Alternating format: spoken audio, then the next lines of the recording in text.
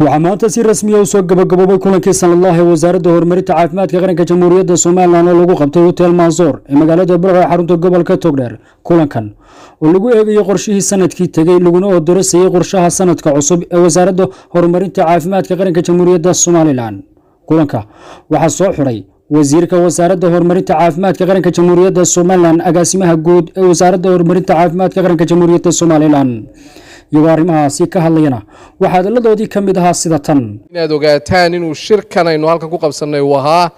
shirkii saddexaad ee si xidhiidha aynu u qabsanno haddaynu nahay wasaaradda caafimaadka innaka ayaa ka badinay hay-adihii oo 12 saacadood in ka badan oo xidhiidha ayay shirarkeennu socdeen iminka iyadoo laga arrinsanayay wax qarankeenna wadana taasi waxay muujinaysaa ownershipka iyo lahaanshaha aynu muujinay waxay muujinaysaa xilkasnimada mas'uuliyiinta wasaaradda waxay muujinaysaa sida aynu ugu soo jeedno inaynu dalkeenna horumarino oo aynu gaarsiino caafimaad runtii waxtar leh oo dalkeennu ay ku naaloodaan inta halkan aynu ugu talagalnay in baynu galabta soo gabagabeynayna laakiin waa homework aynu la noqonayno oo aynu la guurayno oo dib ugu la noqonayno xaruntii iyo caasimaddii shaqaalaha kale ee aynu ka maarmi weynana aynu u yeedhanayno xilliyada ay ku haboonaato waxaa ka mid ah aynu isla qaadanay in maxaan ku dhahdaa caafimaadka la dhaadhiciyo oo la gaadhsiiyo degmada oo degmadu ay ahaato xudunta maxaan ku dhahdaaye caafimaadka inay degmadu ahaato heshiisyada aynu hay-adaha la gelaynaa waa inay heshiisyo transparent ahaadaan waa inay heshiisyo ina ka abuurma inaga ahaan programka waa inuu ina ka abuurma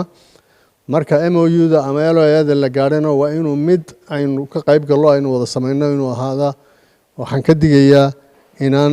aynaan aqbalin heshiisyo dhinaca oo laynoo soo diyaariyey oo dabadeedna gacanta lagu sido inaynaan encourage garaynin waxaan ku dhaahdaayey kana digtoonaano waxaynu u baahan nahay cisbitaallada maanta jira in dib loo eego shaqooyinka ay hayaan inay noqdaan shaqooyin ay ku filan yihiin dhaqaaluhii ay u haystaan dadku ay yihiin dad ku filan wixii dulsaaree siyaada ana sidii looga hagaajin lahaa wixii aqoon iyo maxaan ku dhaahdaayey xirfad gaar ah ay u baahan yihiinna maxaan ku dhaahdaayey loogu heli lahaa inaynu ka fikirno si uu u noqdo adeegeenaasu adeeg waxtara oo dad isdul saaran oo maxaan ku dhahdaaye isku dul cadiban ama in yarina ay shaqaynayso in badanina maxaan ku dhahdaaye meeshan ay ku qoranta waxna aanay ka kordhinaynin waxaad moodaysaa dee in cadaalad in la sameeyaa bay u baahnaanaysaa ilaa cusbitaalladaasoo hagaagaana adeeg caafimaad aynu bixin waa Siciid Cali Cusmaan xaalaysta telefishinka caalamiga gobonimo magaalada Burco ee xarunta